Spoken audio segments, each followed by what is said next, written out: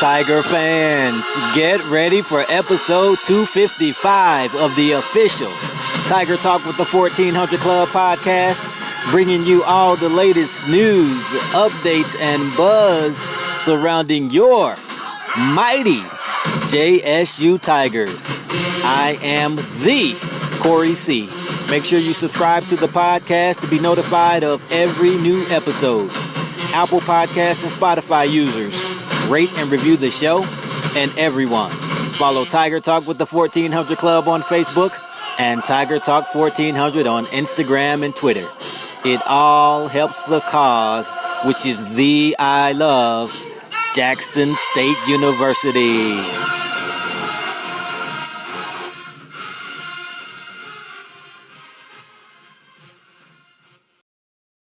And I am back in the booth with Ken and Zoe. Fellas, what up? What's good? What's good? What's going on, Tiger Nation? What's up, V, Corey C, and Zoe? What's happening?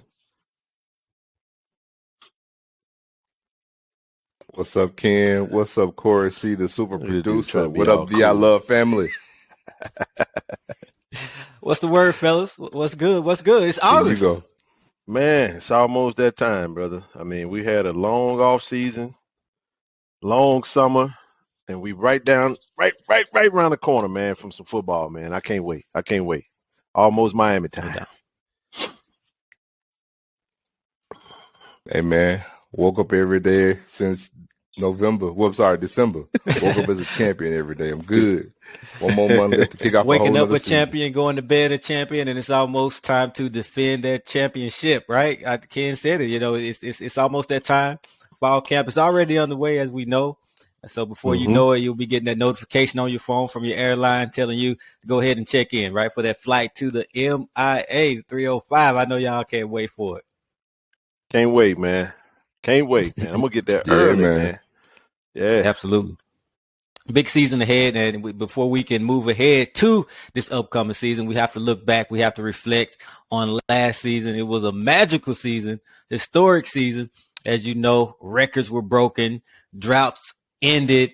But if you look back at last season and really dissect it, there were two things, for me at least, that I can't help but notice. Two things really stand out. All right, number one, there were quite a few close games. Some games we didn't break open until the second half, and some went all the way down to the wire. Too close for comfort, but had my heart pounding. Obviously, we were able to prevail each time. But if you go back to Shedeur Sanders, his viral words at the SWAC Media Day, I'm talking about 2021, last season, not this most recent SWAC Media Day, but 2021. I know you guys can hear his voice right now as I mention it. What were those words, though? What did Shedeur famously say? It equates to a blowout. All right, now let's look at that. Now, granted, we did go undefeated. We swept through the SWAC championship, but some would argue, especially the detractors, the haters, right? They'll say, well, the team didn't really back up his words because of those close games. So, yeah, we won, but we weren't that dominant team that Shedeur seemed like he was boasting about at SWAC Media Day. And then number two, of course, the elephant in the room, and this will be our last time touching on it, the unfinished business. Let me say that again slowly. Keyword finished business. We didn't finish the job. And the reason why I stress the word finish is because that's all you hear from the staff, from the players. Well, you hear two things, right?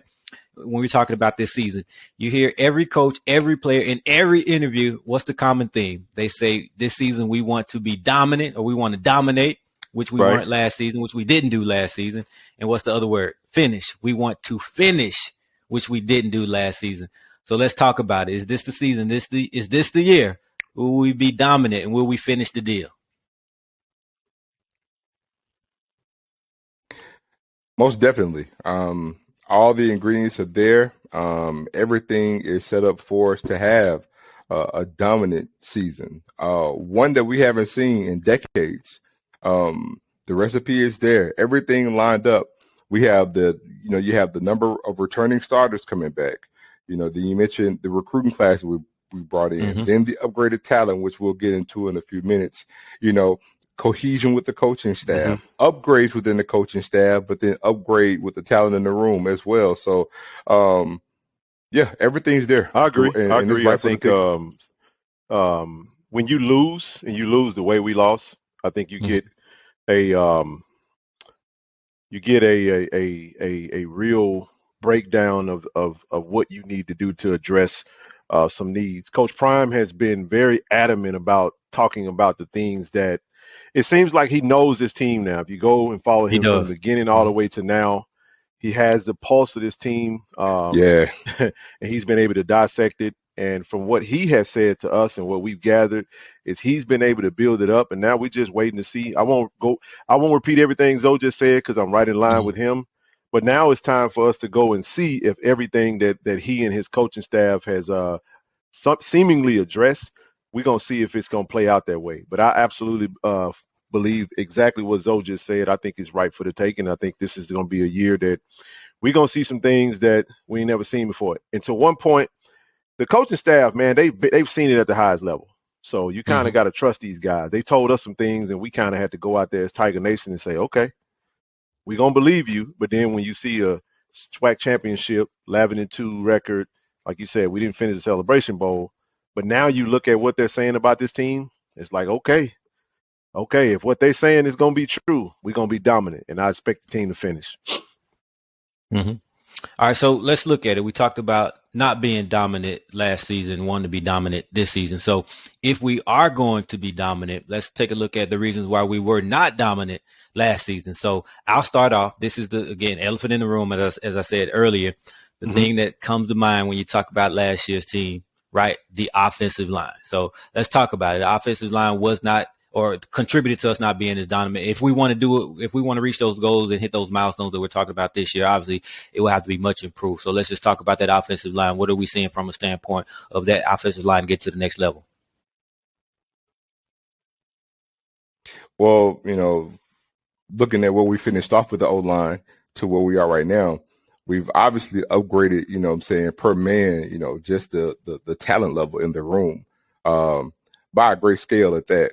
But also bear in mind, when we look at the last year's team, you know, we brought in quite a few players, but we also had some players that didn't actually make it.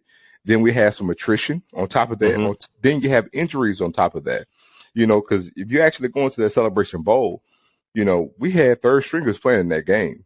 And, you know, couple that with, you know, bringing in, you know, a new offensive coordinator, you know, just before the announcement of the game, you know, equals to, you know, saying some, and no cohesion, within that line contributed to, you know, saying bad play.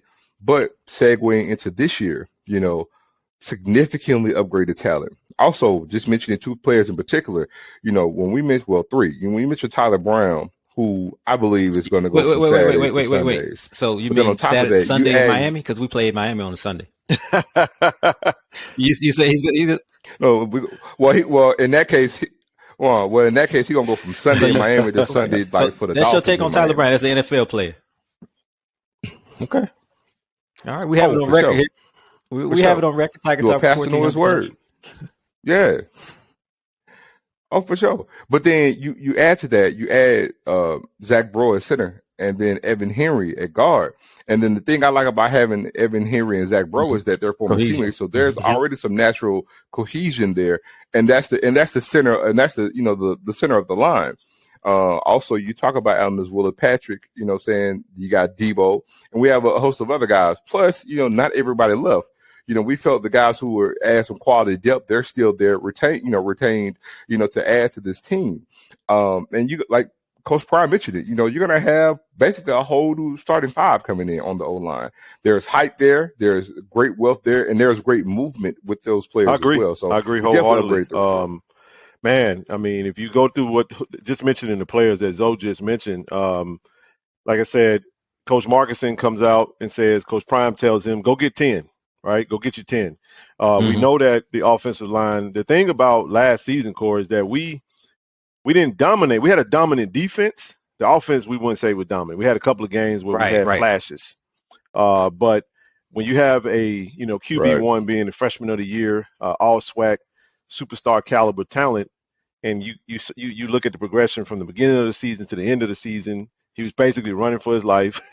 He got sacked quite a bit. And he lost trust in his O-line, and that actually reared its ugly head in the Celebration Bowl, and it led to some very critical turnovers that, like I said, we won't go too much into that, but we all know what happened. But when you go into like this recruiting cycle, you look at the players that they brought in, and then us being former recruiting guys, you want to look at the offers that these guys had, the interests of the other programs that they had. He mentioned Tyler Brown. I agree with Zoe. You know, Yep. he definitely has what it takes, barring no injuries or anything, to get to that next level and play on Sundays. But when you look at what he did when he was on the field, he was on the field playing for ULL under Coach Napier, who had one of the nation's leading rushing attack. And we all know that having a good running attack is going to actually open it up even more so for Shedeur. So when you just kind of dissect all the players as a collection of what we brought in, and you look at the turnover, we lost a lot of players that was on the roster from last year. And I like Zoe's point, not an excuse. There was a lot of injuries on that. We even going into the spring game, we didn't even have a center that was healthy. But if you look at what they've done, you know, we just brought in another young man out of high school that's going to be projected to play center. Now we're sitting probably around 4 centers.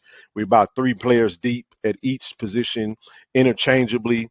I think they'll have a great opportunity during camp to find a unit that'll be able to communicate a 5 as 1. And to Zoe's point, hey, if Zach Bro and Evan Henry start off on the O-line, there's some cohesion there. Like I say, with the couple that with a Tyler Brown, Demetri Jordan, who's a former starter. But to Coach, for my last point, to Coach's final words recently, he stated that we could very well see a starting lineup on the O-line, and neither one of those players played a snap or a down for Jackson State last year. So you can see a totally new O-line, and I think that what they've done, it'll show itself when the season starts.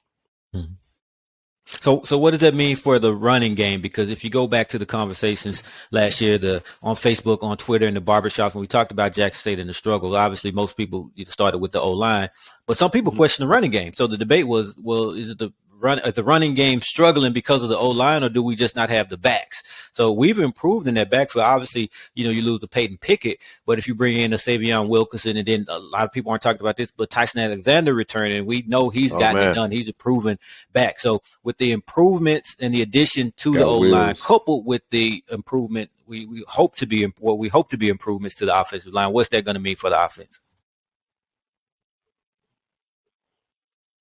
Well, the offense actually, I believe, is going to take a major step up. Again, we're going to have a different change of philosophy. I think this offense will really play to the strength of the personnel that we actually have on the roster this year. But as well as when we mention the running backs, we have a great stable of running backs. We really do. Matter of fact, Coach Prime has said that on several occasions. And again, everything comes down to the O-line. I mean, that's the thing that's going to drive the offense. But also, a lot of people knew that we passed the ball quite a bit last year, but also bear in mind, we had 400 rushing attempts last year as a team. And also, I think because we're going to pass the ball significantly, even though we did quite a bit last year as well, we're not looking in our running game because there's always going to be running back by committee. So we're never going to have a workhorse running back that's going to get one carry, get 20 to 25 carries a game. But we don't have to have the type of rushing attack where we're getting 200 yards a game. If we can get anywhere from 100 to 115, basically to keep a defense honest, that's really what we need. But we weren't able to establish that because, we had bad, running lanes, and we had short gains. We would have some games where we only had like 40, 50 yards rushing, and that worked to our detriment because we became one dimensional. So again, we're not looking for a high-power offense where we're going to run. We're getting, 175, 200 yards. Now, if we're getting that, then obviously it's going to speak to the success that we're probably going to have. But if we can just get 100 yards from multiple running backs, that's going to be a great key to success for us. But deep running backs, running back. That's what a lot of people don't realize as well, is the sheer number of backs. Yeah, we got quite a few. I mean, nine, right at about 9 running backs. That's a lot. That's 3 different units. That's 3 separate running back committees, and I like that. I mean, that seems to be the philosophy. But if you factor in the fact we got a new offensive coordinator, right? We got a new and improved offensive line. I think we got and we'll get there, but because we're talking about dominate, we'll get to that wide receiver core. I think this wide receiver core is going to take some pressure off those running backs because the teams in the SWAC going to have to make a decision. They're going to have to pick their poison. Now, I do feel like, based off what our new offensive coordinator, Coach Brett Bartolone, has stated, is that they definitely want to establish the run. We have to be able to run the ball because you don't want to be one-dimensional. You don't want to put all the pressure on Shedeur, and you don't want to have teams basically just stacking the box trying to take the running, take it away from you. So what I'll say is this. I'm ecstatic to have Tyson Alexander back. That's one of my favorite running backs. If you go back into his first season, he really jumped off the film when he would play. I mean, he was one of those backs that can kind of squeeze through the line and basically hit it, and he can break one right away. He got several games that he's played where he's broke runs where it didn't look like it was nothing there. He kind of made something out of nothing. One of the things that I would be a little critical of our running backs, and I won't say any names or whatnot because I don't want to single anyone out, but the thing that I kind of questioned was the vision. And I don't know if that was, did you question what you were seeing because maybe you didn't really trust the O-line? So again, games are won and lost in the trenches. I think if you get good O-line play and a really good push up front, we're going to be okay. But consider this, fellas. It's the type of running backs we got. We got ground and pound. We got guys that got good hands. We got guys that got good vision, good elusiveness, good speed, good agility. I mean, Coach Gary Harrell has a slew of just personnel that he could go to. And I do feel like based on the style of offense that we may play, those running backs are going to get a lot of carries that won't be Shedeur handing them the ball. I think he's going to get creative where he may do some swing passes, may do some running back screens, and that's going to be a part of the running game in this offense. And it's going to be an attack style. So we'll see. I do feel like we'll have a much, much more improved running attack. And if that does, that bodes well for Shedeur, and it bodes very much so well for this offense. Mm-hmm. And look, and we have to also mention that we have to highlight the fact that we have a conference leading returner, transferring that's playing at Jackson State now to even add to the depth. When we mentioned Savion Wilson, bear in mind this guy is the leading returning rusher for the MEAC that's actually at Jackson State right now. And he got to crack that lineup. So you got that, it's a battle. That competition. It's a battle going on, man. So I'm curious to see where he's going to be. You would think he would walk in a day one starter, right? But every day you got to keep proving yourself every single day, every single week, right? Try told everybody. All right. Yeah, every day. So we talked about, again, areas where we weren't dominant last season. So offensive line obviously stands out. We talked about the running game, but what about the kicking game, right? That's an area where obviously we struggle. So in order for us to be dominant, that's going to be a phase of the team as well that we're going to have to improve. So what's your take on the additions that we've made within the kicking game? Well, the first thing that stands out about the kicking game is, to highlight what we're talking about, close games, right? Well, how many games do we actually have if we had the kicking game? One in particular, we win the ULM game with a good kicking game. That's a good point. Matter of fact, that's a good point. We win the ULM game with a good kicking game. The Delta State game is not close with a good kicking game. The Southern game is not close with a good kicking game. But again, Coach Prime, which he stated, we've strengthened our weaknesses. Man, when you factor in the punter that we just got in from Alabama, who's going to be the kickoff specialist as well as the punter, they're targeting basically saying, hey, we're not going to allow anybody to come return kickoffs on us. So we're playing field position right there. We're winning. So every kickoff is going out of bounds.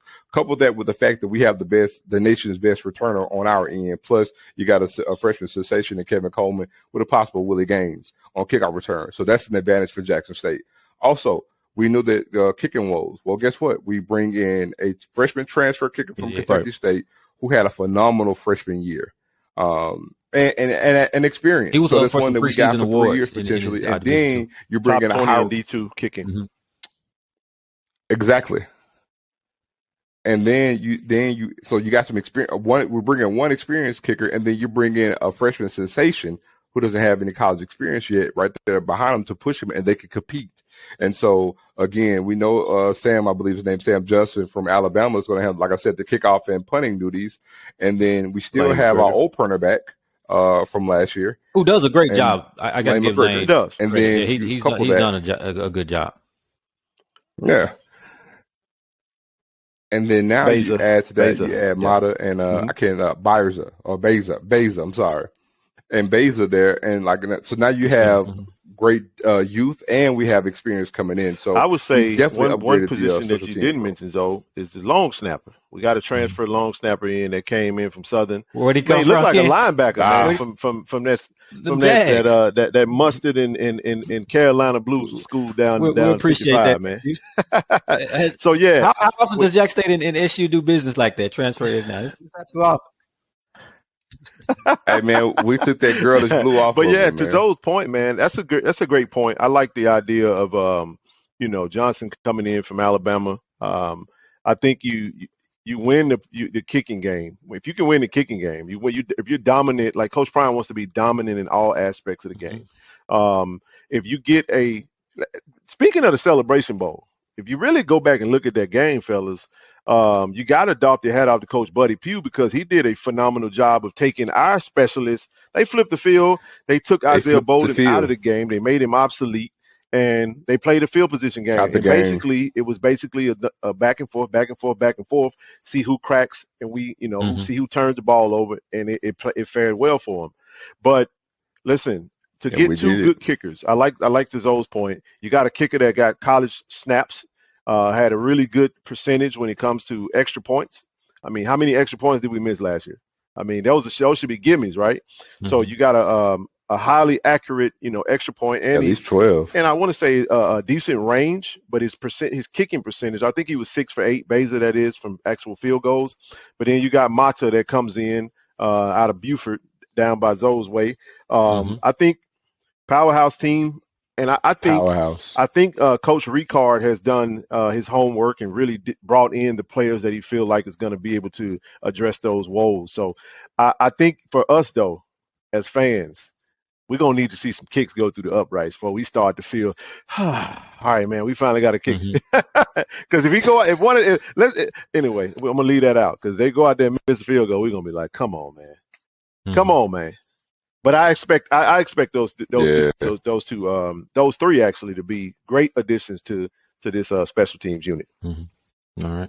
So let's talk about some areas where we were dominant, or at least we were solid, that we've improved. And you guys have been dying to talk about it. So let's just go ahead and put it out there. Let's talk about this wide receiver unit. I think everybody in SWAC, everybody in FCS is aware of this unit. So a unit that was solid last season got even better. And as deep as we were last season, this unit is even deeper. So how scary is that going to be? I'll tell you how scary it is to sit here and know that we just lost a receiver that pretty much caught about 70 balls, had about 6 touchdowns. And not only that, we lost Quan Newman too. Thank you, Mr. Reliable. Yeah. He was a safety valve for the first half of the season. Yeah. And we're not going to even miss a beat. Man, look, let me go on record, man. I've been saying this since the beginning of last year. Like, man, Jackson State has hands down the best wide receiver room in all of FCS, but Jackson State has a top 5 wide receiver room with the blue and white glasses, right? I didn't miss my words. I didn't stutter. Hey, call it what you want, but find the lie. Find the lie. Look. We have the best receiver room in Mississippi. Last season, you said you gave it to Ole Miss. Mississippi State, Ole Miss too. Yes. Okay. They're gonna have to break that down for sure. Go ahead and for sure. Break it down.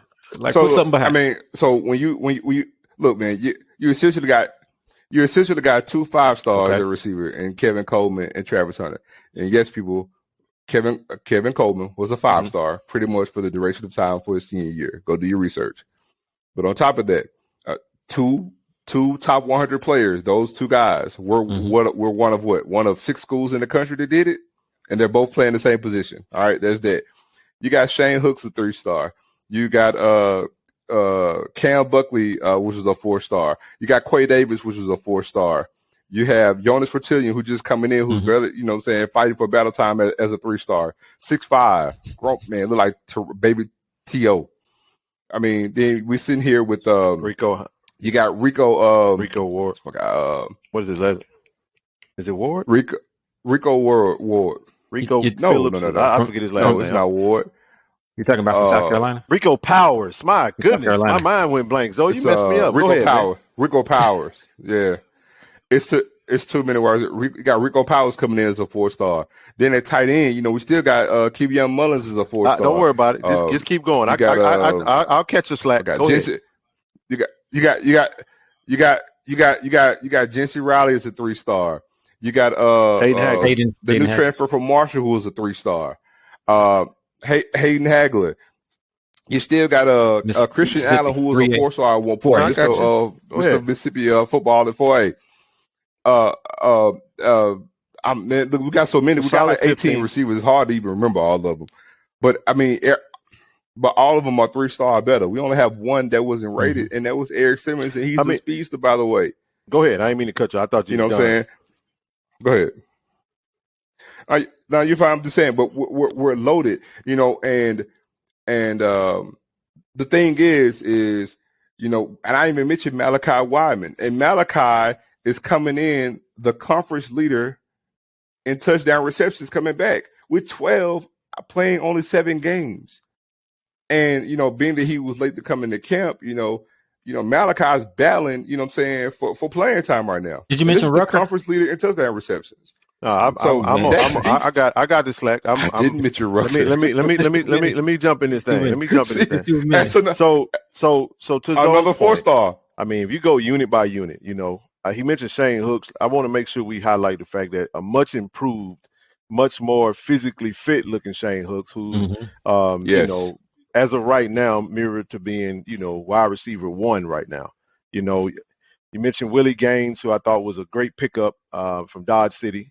Absolute dynamic in the return game, absolutely dynamic in the slot. Cam Buckley, you mentioned him. You mentioned Dallas Daniels, and I think is that if you ask me, Dallas Daniels, I think, is going to be a starter. I think he's going to start in Miami. That's just my honest opinion. If you ask me right now, I agree. And this is not Tiger talk. This is just Ken Clark saying who I would factor in. I'm not going to put Travis Hunter in there because I'm gonna zero in Travis Hunter as starting at cornerback. But I mean, I got Shane Hooks, I got Dallas Daniels, I got Kevin Coleman, and either Cam Buckley or Quay Davis. Those are my 4. Possibly DJ Stevens at tight end. But here's the point I'm making. Even with those 4, to Zoe's point, the second unit that comes behind those are starters on any team. Any other team in the SWAC. And I do mean from I mean from 1 to 4. And then you go to the third level. It's pretty much the same type situation. So it's there now. Now, granted, we're talking about on paper. Granted, we're talking about what they've done at other schools and what we've seen them do. It's got to all come together. But this is the thing I want to make sure we factor in. We got a new offensive coordinator. When you go back and listen to Coach Prime, who just recently talked about how he got to bringing Coach Bartoloni in, he did his homework, reached out to some great sources, and this is the right hire that they feel that could come in and take advantage of all the weapons that we have as a full unit with a great quarterback coming in the sophomore season, and now he's got a unit where he can attack defenses and make them highly uncomfortable. Now, we all feel like we're going to run some resemblance of the air raid. So if you look at that, you're looking at having these types of weapons, at your disposal. I think we're going to see a fast attack. So we're hearing fast, we're hearing attack. So let me get this right. We're going to go. We got a much improved offensive line. Mm-hmm. We got a seasoned sophomore quarterback coming in. We got wide receivers that look like grown men now because they look physically fit. You know what I mean? And now you got an attack style offense with a great running game. It sounds like to me it's a recipe for success. So I really like our chances in our wide receiver room. Zoe, you did not mention one person that I was waiting for you to mention, and that's Mr. Mark Pope, transferred in from Miami. You failed to mention Mark, another 4-star. I mean, you can't name them all unless you have the list in front of you. You can't. You got to name the list, and listen.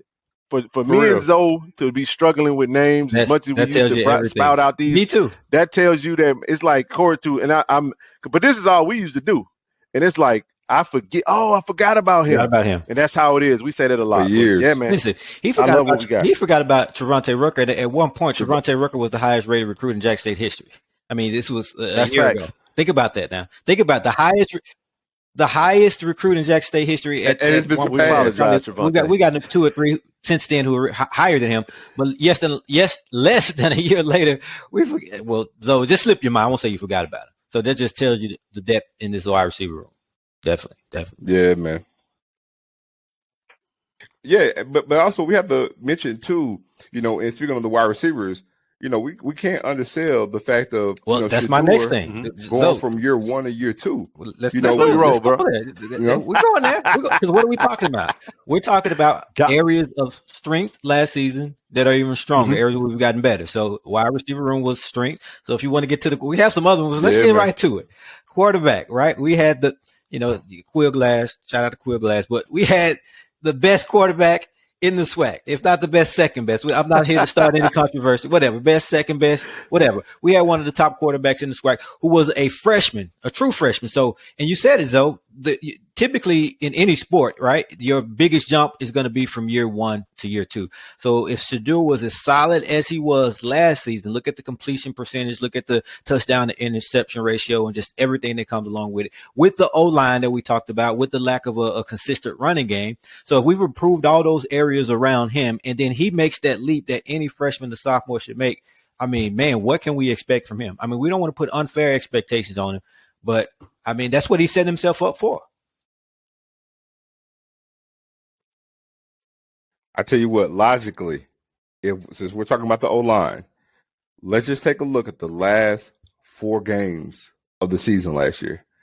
Alcorn game, Shedeur barely threw for 200 yards. I think he threw for under 200 yards. Go to the SWAC championship game. He didn't throw Keith Corbin. No, he threw 1 touchdown. Threw 1 touchdown to Malachi Wyman. SWAC championship game. Okay, I'm sorry. Keith Corbin with the Alcorn. Yeah, SWAC championship, he threw 1 touchdown to Malachi Wyman, but he didn't have 200 that's when yards Peyton passing Pickett stepped up for the SWAC championship game either. That's right. That's right. He didn't have 200 yards for the SWAC championship game. He didn't have 200 yards for the Alcorn game as well. So the point I'm making is that Shedeur threw for it was like 3,300 yards, like just under 3,400 yards, right? So bear in mind, even the Delta State game wasn't a great game for him. Shedeur seriously, logically, could have thrown for 4,000 yards in his freshman campaign. And it's not even far-fetched to say that. And this is mine. He put up the numbers and the high completion percentage that he had. We'll say inconsistent O-line play. How about that? Let that marinate. Don't ask Coach inconsistent O-line play. I got that right. But marinate on that. We had what we had, and he still put up the numbers that he had in a freshman campaign. That's unheard of. And like I stated, beforehand, the only other freshman quarterback to put up comparable numbers to him was Steve McNair. That's fact. It's not hyperbole. And so now you take that, and like Ken mentioned, you factor in upgraded O-line play. More depth at the running back position. Also, we talk about the tight ends, but the utilization of the tight end, plus this depth at wide receiver in an attacking style offense, and it's very logical to see to visualize and see Shedeur throwing 4,000 plus yards, 40 touchdowns. He's already not a high turnover guy as a freshman, which is so impressive. Most seniors don't even put up the interception number. Yeah, most seniors don't even put up the interception number that he's putting. So, can Shedeur put in a 4,000 plus yards, 40 touchdowns, completing about 65% of his passes? I mean, I'm going to go on record and say that Shedeur is going to win the Connolly Trophy in Mississippi next year, lead us to an undefeated season, win the SWAC championship. A lot of weight on this young man. That's spicy right there, man. Shoulders. It's a lot. I'll take this approach. New offensive coordinator that Shedeur seems to be building really good camaraderie with. If you look at the interviews they've done and the words they've said about one another, I think that's going to bode well. Here's what I do think, fellas, and this is something that it just was a sore spot for me last year. If we go faster, I'm happy, Corey and Zoe, because I feel like, you remember there were games where we just were moving like at a snail's pace. It just took forever. I feel like when Shedeur would take, this is why, I feel like I'm hoping that Coach Bartolone is just as good of an offensive coordinator as he is as a quarterback's coach. Because one of the things that you could have been critical of, if you wanted to criticize Shedeur, is I feel like he held the ball a little too long sometimes in the game. And sometimes I also feel like if he could shorten, if the coaches can help him to improve, because we're talking about getting to that next level and really seeing him improve. I want to see him take I don't want to see him take 9 steps backwards. Because if you go back into last season when you watched him play, sometimes a 5-yard pass was like a 15-yard pass. It looked like we went for a long pass, but it was really just short, and we only got 3 yards. So if you can shorten that fallback, he can make his reads a lot quicker, and he can get that ball out. So to your point, that's gonna fix a lot of those I would say wasted plays. And then we had a lot of miscommunication at times. I'm just looking at the things that we saw opportunities with. So you got a faster offense, you got a much more dynamic wide receiver core. You have I made this point just talking to you guys just off the show. If you look at Shedeur, since you mentioned him at SWAC Media Day 2021, go look at him SWAC Media Day 2022 and look at the difference in his body. Mm-hmm. He looks a whole lot more slimmer. His face is in his he doesn't have that baby fat on his face. He looked like I know his nickname Grown. He's starting to look like a grown man now, right? Mm-hmm. So I do feel like that's going to bode well for him. And I like to see him get he's a little bit taller. He's grown. He's not. Man, listen, I'm 6'3", Zoe 6'4". Man, and he's a lot taller than what people think he is. Slightly taller than me. I'm telling you right now, when I stood next to Zoe and Shedeur is about the same height. Because I've stood right next to him. I'm looking up to him. I'm 6'3". So I don't know where they get this 6'1", 6'2" from. Maybe they talking about with his shoes off. But we're talking about a growth spurt. He probably was 6'1" last season. Probably was. No, because remember on the press conference, remember? Man, I'm telling you, I felt like it. But again, he had that, he had the big little, had the little fro, so maybe that could have been a little bit of it. But to the point, though, like we said, just stay on task. And the much more improved offensive line, Zoe, I think the numbers, Zoe kind of stole my thunder, Corey, because I mentioned that 4,040. 4,000 yards passing, 40 touchdowns. I think it's doable. He got to about 32, 33 touchdowns. I want to say he had, 5, 6 rushing touchdowns. Interceptions went up toward the end of the year. Yeah, they did. Forgot about that. Zoe made a really good point. I thought that was a really good point because if you carried it over to the Celebration Bowl, he also didn't throw for 200, I don't think, in that game either. One reception, that was to keep Corbin. So I think there are some games and there are some opportunities where he's going to be able to do some numbers. And I think Coach Bartolone, a new and improved offensive line, and a new and improved higher firepower wide receiver core is going to help get Shedeur to that next level. Mm-hmm. So if we can see those little small fundamental things that I do feel like he's going to improve upon, hey, woe be unto the SWAC, man. I'm telling you. Mm-hmm. Easily he can do 4,000. Well, I'll tell you what, Corey, just so we're speaking on domination, I think we're going to open up game with a dominating 400 piece. Just give me a W against them jokers, man. I just want to be family. I ain't going to get into the stats yet out the game. Just win the game. I really think the Fords are going to run wild. It'll be our 4th straight time beating FAMU. So his name ain't Zoe DeLorean for nothing, man. But go ahead. We'll see. We'll see. Now, let's keep it in the quarterback room. We're talking about areas where we've improved. Obviously, with Shedeur, we expect to see a leap. We expect to see a jump. But what about just, again, the room itself in terms of the backups? Because we brought in some key additions, some guys who we feel, what we've seen, what we've heard, right? Whispers here and there can step in. Now, we want Shedeur. We want him to stay healthy, but it's football. Right. And last season we were worried, man, that, a couple times he got kind of hit, dinged up, missed a play here, missed a possession there. But this season, looking at the backups, I think we've upgraded that room as well with what we brought in. I think so too. Yeah, when you mentioned go ahead, I'll go to you. You mentioned Ohio State transfer. I mean, the guy, his reputation precedes. Yeah, and he's what I want to say. He's the top 10 in California history in passing yards over a high school career. Guy finished with just a shade under 11,000 passing yards in high school, and in the same offense that he's running at Jackson State. So again, continuity, able to help Shedeur with the verbiage and lingo of the offense. Played in the air raid offense pretty much his whole entire high school career. But then he's coming in at number 2. Then you also factor in Temple. Matt Batali, played at Temple, transfer. I like his game. He has moxie, plays with an attitude, willing to stick his nose in there. He's mobile, has an adequate arm, not a strong rifle, but an adequate arm. So you mentioned Grayson, but Matthew Batali and JP Andrade, especially JP. JP is really, really good. Throws a nice ball. But again, him having knowledge of the offense from his career, and again, that personal relationship that he has with Bartolone, I think it's going to pose well for us. And again, he stays ready. So if God forbid anything happens to Shador, we won't have to freak out and think, saying the season is lost because I agree we with have that. more than I think one other name to mention is Norman Douglas. I like Norman Douglas. He's an athlete. Got decent accuracy. If you go back and look at him, I think he played Lackawanna, Nuggets, childhood friend, and I think he's the quarterback room itself. I think is you look at, to Zoe's point, you got to go back to the spring game. You look at what JP was able to do. I liked his ability to stand in the pocket, make quick reads, get the ball out, and he got some wheels on him. If he have to get out and run, he can definitely get out and move around a little bit. And don't sleep on Vitale, man. Matt ran one in the spring game, and I mean he's a firecracker, man. He's agile, he's quick,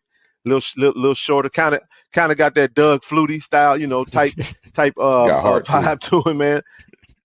For real, he move around pretty well. But Grayson returning from last year, like I said, I like what you mentioned about the camaraderie and the terminology and the ability to go into the room when you think about a Coach Bartolone and you think about the things that you're hearing with him, and a great teacher of the offense, a great communicator, and the ability to extract the things that the quarterbacks do well. I think you're going to see some good competition there. And like I said, I think God forbid QB1.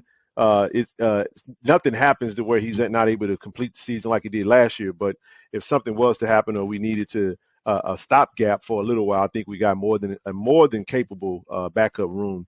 A lot better than what I would say we've seen over the past season. So I like what we got. I like our chances. Definitely. No doubt. All right, let's jump over to this team depth. Again, we're talking about areas of strength last season that we've improved upon. So just to recap, to put this in perspective, we're talking about a team that went undefeated in conference play, barely lost against an FBS opponent. We know what happened at the end of the season. Yeah, definitely. But a team that swept through its conference, went undefeated, most wins in school history. It has gotten better in a lot of key areas. That's scary, right? So team depth, right? We had a fairly decent team, at least in some positions last season, but across the board, guys, depth. We already talked about the running back room and the wide receiver room in terms of the bodies that we have, and these second team guys can be starters on another team, but just the overall team depth. And I'll tell you why that's important. Because, even with a lot of those close games that we had last year, now, of course, we've upgraded the talent, but even without upgrading the talent, if you can improve your depth, that means you have guys who are fresh in that second half that you're rotating in versus a team without the depth and they're getting tired. So that'll give you some separations in games. So we've increased the talent and improved the depth. So how well is that going to bode for us next season? Well, with regards to the defense, it's going to bode absolutely amazing for us because one of the things about the type of offense that we run, if you look at most high-powered offenses, they tend to work against their own defenses because they score quickly and the defenses are staying on the field the whole entire time. So knowing that we're going to run what we're running, knowing that we have the potential to be dominant and what we plan, and the fact we're planning on scoring a lot of points, we're going to play a lot of bodies. We're going to play a lot of guys for that very reason. But in this world of recruiting, they're actually going to bode well for you too. Because now it's not the mindset of saying, hey, we're just going to play you 4 games, pick your 4 games, and we're going to redshirt you. Prime isn't known to do that. Thing is, hey, you do what you do at practice, you're going to play. But guess what? We're going to play those bodies because now if we're going to be scoring at a high pace. Now we can actually sit here and play, 12 guys on the D line. We can play about 7 to 8 guys at linebacker. We can play about 8 guys at DB. And so everybody's going to feel like they're contributing, and it's going to help the morale even better too. Great point. Add on to the winning. I think one name comes to mind when Zoe break it down that way, and that's Devontae Davis. We had him on the show not too long ago, preseason all SWAC. And if you followed Devontae Davis in 2021, he played behind James the Problem Houston. He played behind Antoine Owens. Those guys are now professionals.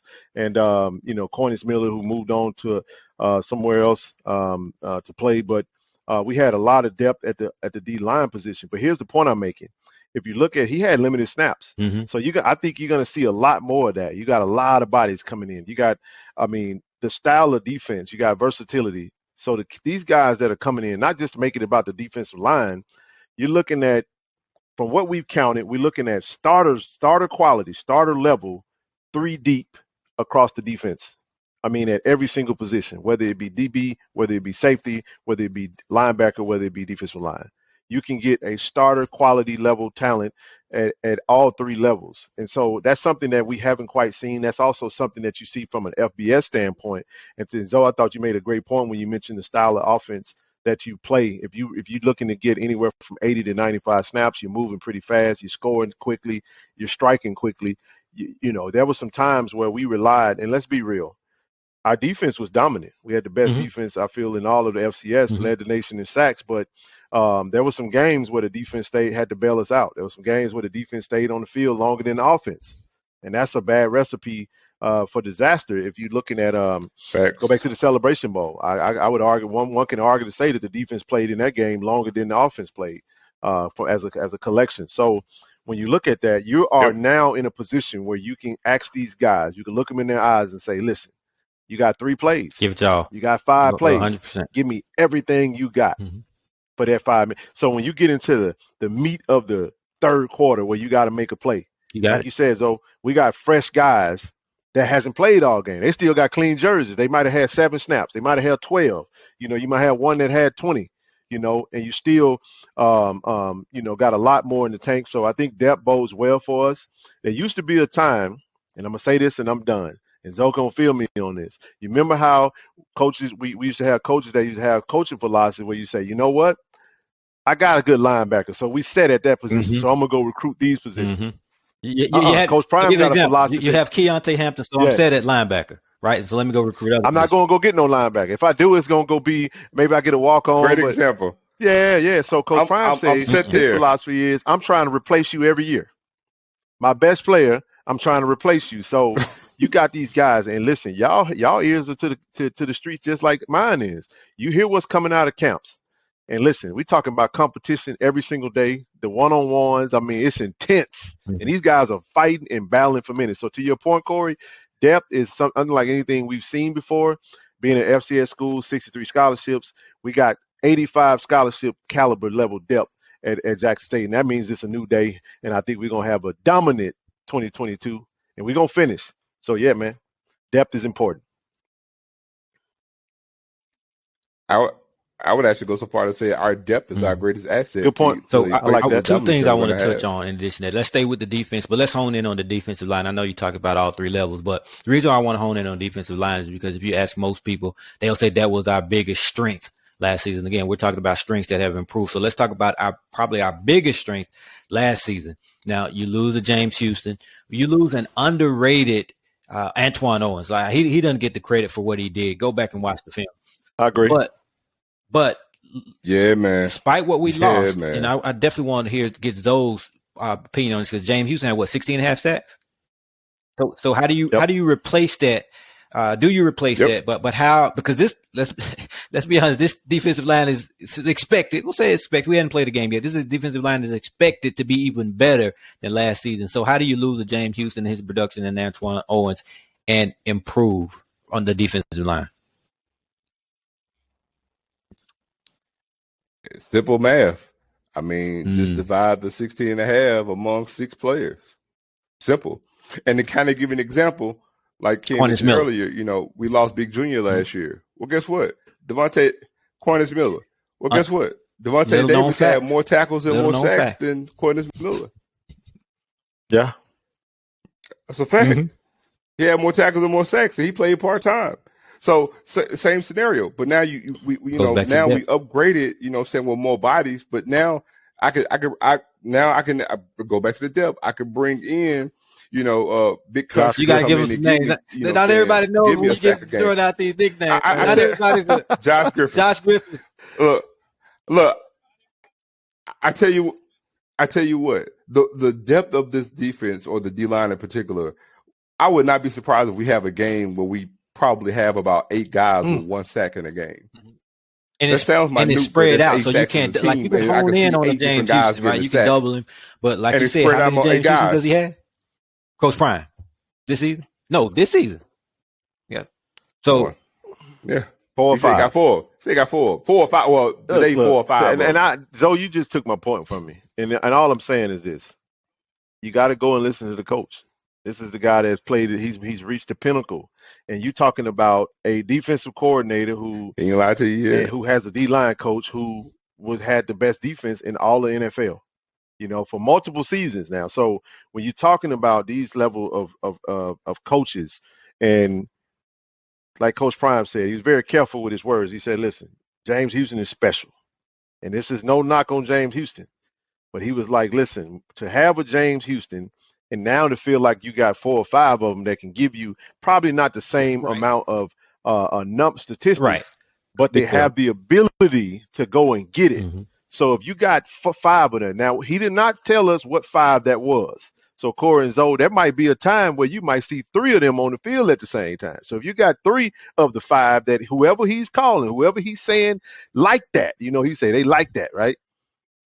There might be a time where you might see, from a defensive line standpoint, all 3 of them can be on the field, and all 3 of them can be able to get after the pass. And let me say this, because this is the other side of the ball from James Houston and Antoine Owens, and this is a player that I know Zoe has and I talked about quite a bit, but this is a name you're not hearing a lot of. I want to give him a little shine right now. Niles Gaddy, and here's why I'm saying that. Niles Gaddy is sitting a strong 6'6".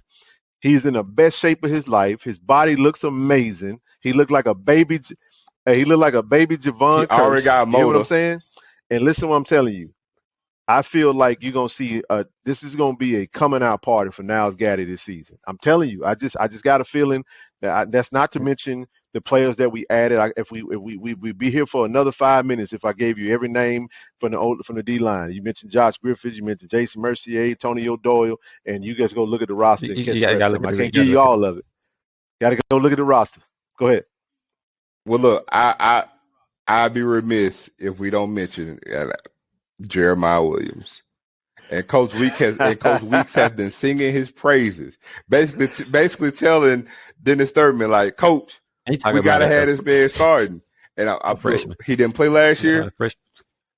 Look, since you say Jeremiah, so I'm telling everybody, they can hear my voice. K-Tron now, because K-Tron was getting coaches to get on him a lot. But let me stop y'all, because we're going down there. Go ahead. We'll be here all day naming all the players. But I mean, you want to give them props, but you don't want to leave them out. I get it. I know, man. Once you start naming it, and that just that speaks to the depth that we have. You feel bad by leaving people out, certain names, right? The depth, yeah. The reason Jeremiah Brown. I'm just talking about the if we want to keep it going, we're gonna stop, man. Corey, you right. Stop at some point. We're gonna stop. Yes, indeed. Yeah. Definitely. And so I want to go back to that as well, tie in something with that depth, right? This is something that a lot of people aren't talking about. But again, we're talking about areas that we've improved. We brought in a new strength and conditioning coach, right? Coming from the University of Georgia, no knock against CJ White, did a great job for us. I love seeing him on the videos last season, always amped up, getting the team pumped, motivated. But we have gotten better in that department. I'll just say that.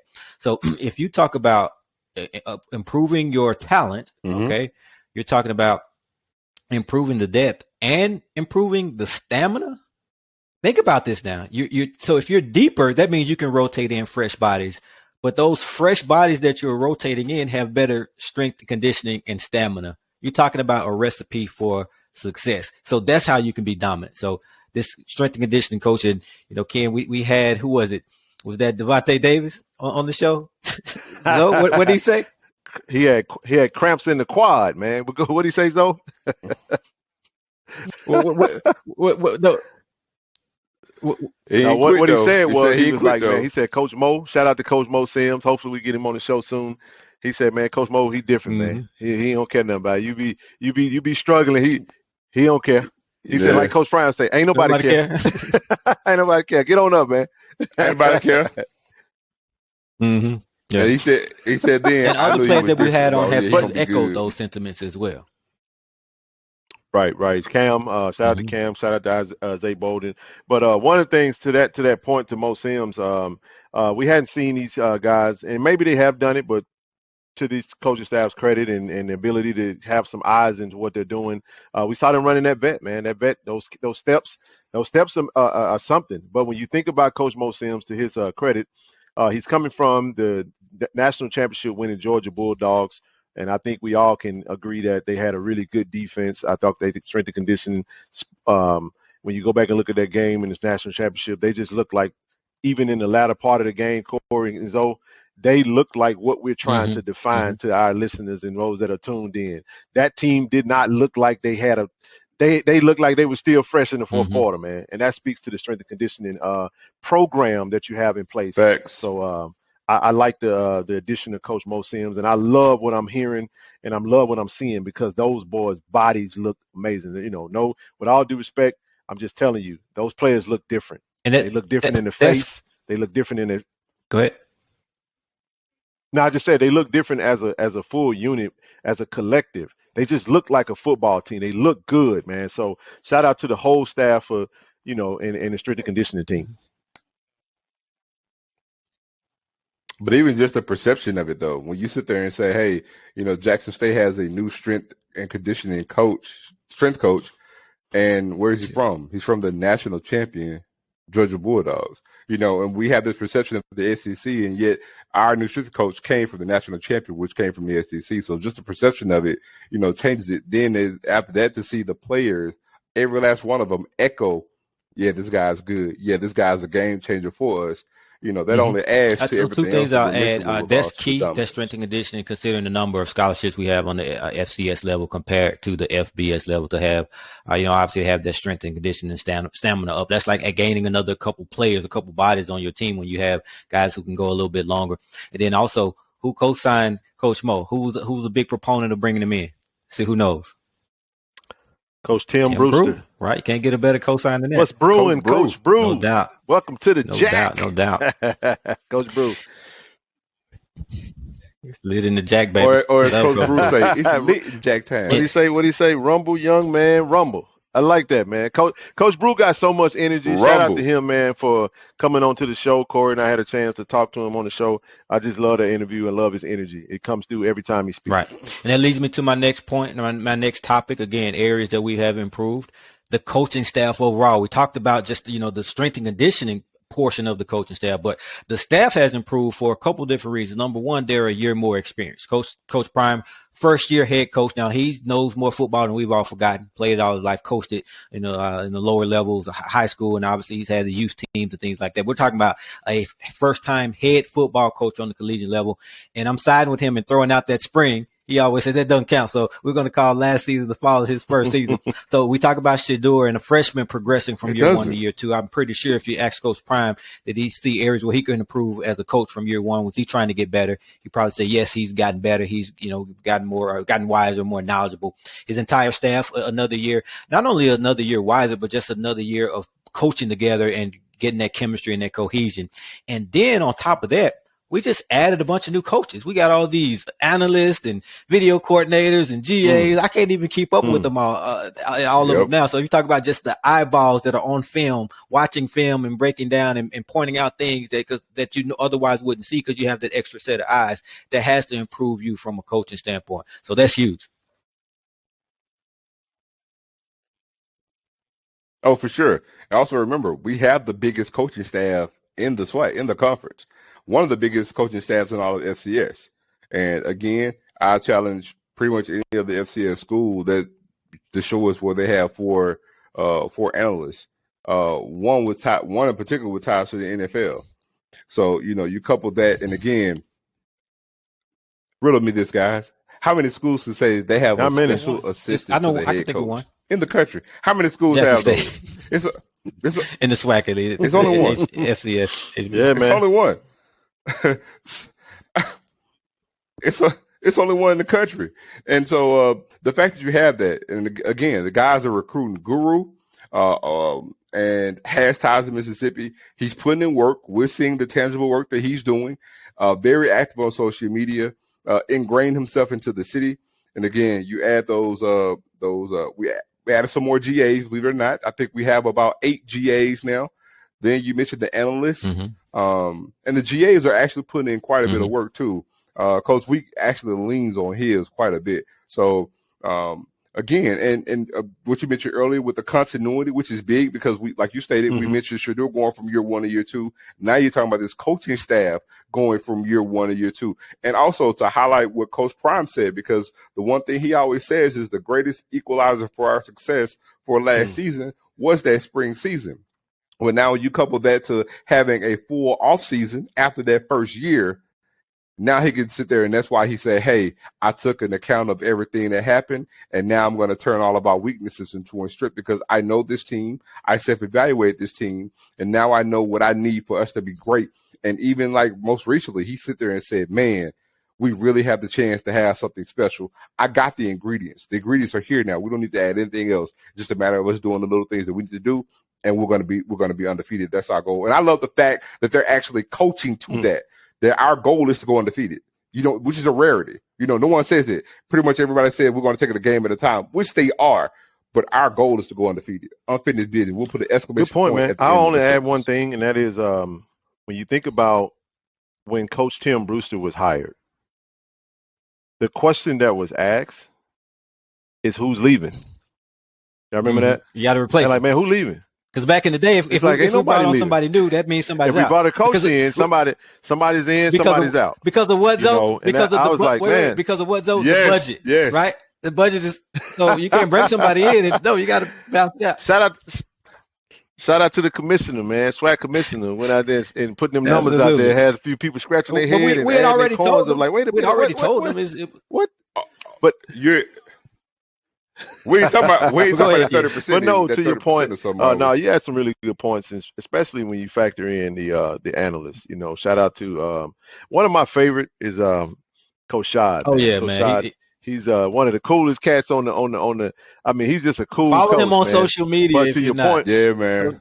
You got to, man. He'll get you hyped. But on social media, yeah. But you got Coach Gunnar White. I know who is an alum of Jackson State. He's coming back and he had some experience over in Nevada with Coach Bartoloni and Zimmerman, Coach Zimmer, Coach Morton, and the list goes on and on. So it speaks to you guys' point. I love the fact that Coach Prime is willing to, I would say, go unconventional to try to level the playing field, because that's one of the things he said he wanted to do. He wanted to make sure that this team has everything that they need, even if it means that he have to go in his pocket a little bit or have to take a little low. He's gone all in on his coaching staff, and it speaks to the type of coach that Coach Prime is. And I just love sitting there and watching him empowering his coaching staff, because that's one thing that I really speak to that I think is very telling on the videos that he allows us to see is the camaraderie. The chemistry. It looks like a brotherhood. You know what I mean? It looks like a family, and you can feel that. And I think they impart that to the team, and I think that's going to lead. And one last thing I'll say, Coach Prime just being present this year is going to bode well for the team, because last season he was missing for about a month. Great point. And we know what happened. Great point. You know what I'm saying? Great point. And I think him being present, God forbid nothing else happens in the 2022 season. But I think, like you said, Corey, shout out to all the new welcome. We want to welcome again all the new coaches into the JSU Tiger family. But I think this is I think we're primed for domination in 2022. That's it. That's the thing. Dominate. So it sounds like we have the team to do it. Remains to be seen, obviously. But on paper, obviously, you got to go and play the game. But with the guys' confidence and with all the work they've been putting in, that's what we expect. And they say it. It's not Tiger Talk talking, right? This is straight out of the horse's mouth. That's what Coach Prime says every time there's a microphone in front of him. That's what the players say, right? So dominate. So the next part is, and we'll keep it short and simple. Yep. We're not going to dwell. We know what happened in Atlanta, so we're not going to break the game down and say why and play by play. We took an L. The better team won that day. Kudos to South Carolina State. Obviously, Coach Buddy Pugh, a legend, he proved it, right? Put on a coaching clinic. Can't take anything away from it. But I will say this, the team that you saw, and I will speak on behalf of the players. I have spoken to them, coaches. That was not the true Jackson State team. We know it. And I think they learned their lesson. So going back, if we're fortunate enough to position ourselves in Atlanta again for the Celebration Bowl, can we finish the deal? Can we finish as they've been saying? Most definitely. And to quote my coach, you ain't gonna see what you saw. My words, man. Hey, Well, Coach, hey, the last team you saw in Atlanta, it's not gonna be the team you see that's gonna roll in Atlanta this year. I think you can take that to the bank. Part of becoming a dominant team and knowing how to win is going through some adversity. And I think that loss, we said this loss is going to help us in the long run. Wonders. Now, it don't feel good when it happened. It did not feel good walking away from, Mercedes-Benz Stadium, knowing that I had predicted we was going to win 40-14 and we got shellacked. Hey, man, but I did say, you know what? This loss actually might be the recipe. It might be that thing that propels us to that next level. And I think we get what we say in less than 3 weeks. We get to put that thing to the test, man. I'm ready to go to Miami. That's all I got on that. Let's go. Yeah, man. All right. Well, there you have it. Another big season coming up. And, we said this last season. We said it going into the spring, a big season. But it seems like it gets bigger and bigger, man, with Coach Prime and what he's doing. So can't wait. Everybody, tune in. Tiger Talk with the 1400 Club. You know the drill. Apple Podcasts, Spotify, video on Spotify. You guys have been asking for it. YouTube, you guys have been asking for it. So we're here, not going anywhere. We got you covered A to Z, everything. Not only Jackson State football, but we cover Jackson State athletics. It's D.I. Love to the bone. But right now it's football. So let's go, baby. Get ready. Everything. Man, let's get ready, man. Yeah, I love. Go Tigers, man. I can't wait. And that'll do it for episode 255 of Tiger Talk with the 1400 Club. Thank you to all of our listeners. And again, be sure to subscribe to the podcast. Apple Podcasts and Spotify users, rate and review the show. And everyone, follow Tiger Talk with the 1400 Club on Facebook and Tiger Talk 1400 on Instagram and Twitter. We're looking to do some big things with this platform to aid the athletics department, and it all starts with you.